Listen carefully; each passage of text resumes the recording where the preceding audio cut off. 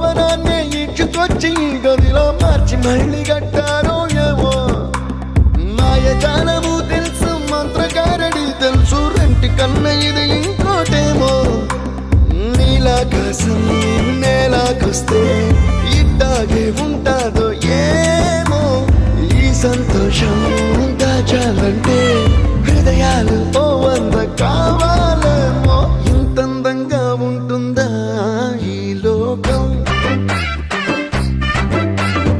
ఇన్నాళ్ళు ఈ మనసుకి తెలియాలేదే పాపం